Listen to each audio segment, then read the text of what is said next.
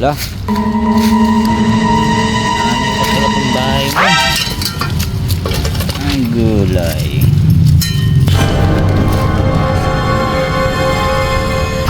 Saan tayo bagong bahay mo? Yes! Ha? Hello guys. Good morning.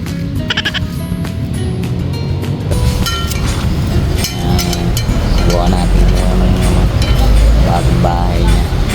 Naman to yun. Pogi-pogi pa naman yun, no?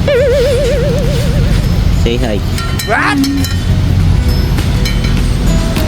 Guys, install natin. Buti pa tayo ng dilim.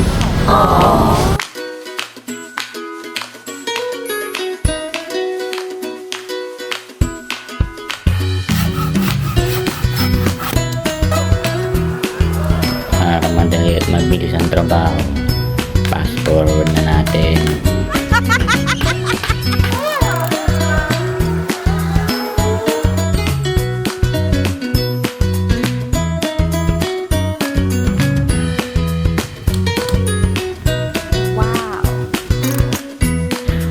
Mga scrap wood materials nga lang pala yung gamit natin dito guys, para makatipid tayo materials.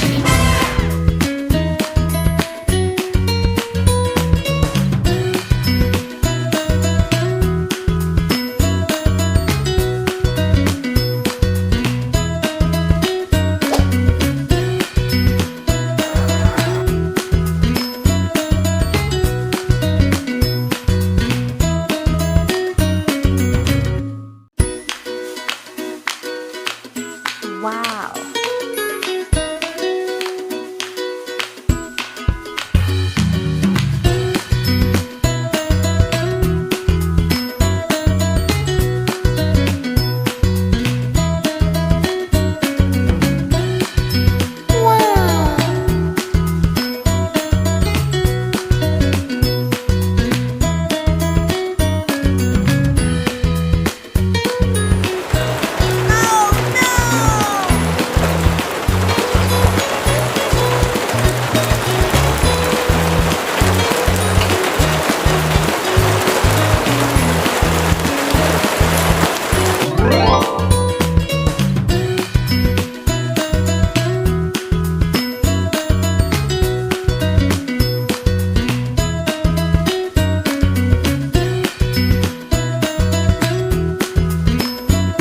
Kalabi na kang naipalebil-lebil pa. Ganyan talaga guys pag pro. Bakit kasi nangingialam? Manood na lang. Ako'y pagod na rin eh. Hambay, masama bang mag-comment? Hindi naman.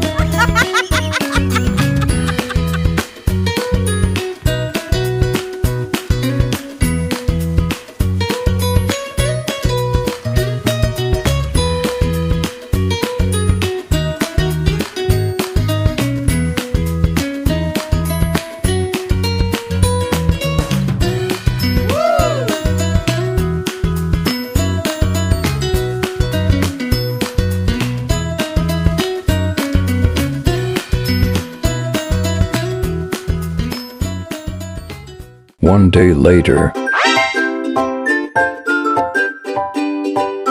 Eto nga guys, inabot na tayo ng kinabukasan.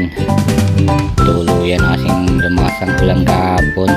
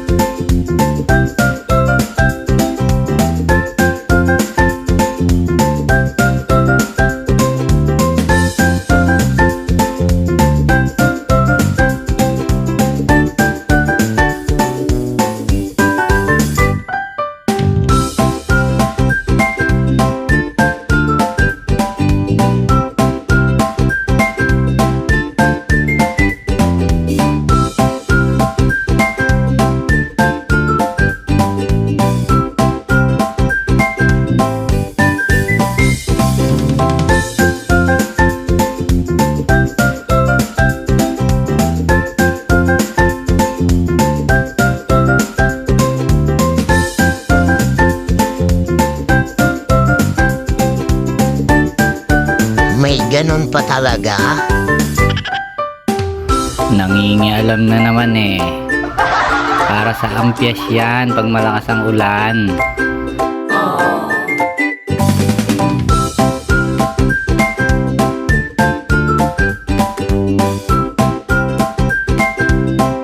Ikaw ba arkitekto niyan? Kapangit ng forma eh.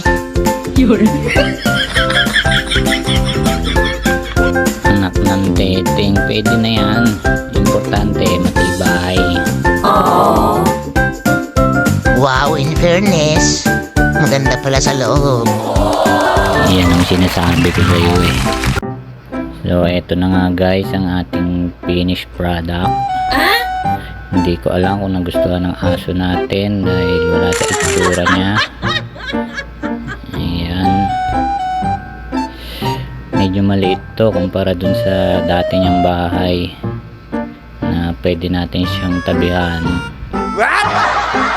Pero okay na yan. At least mas matibay ito ngayon.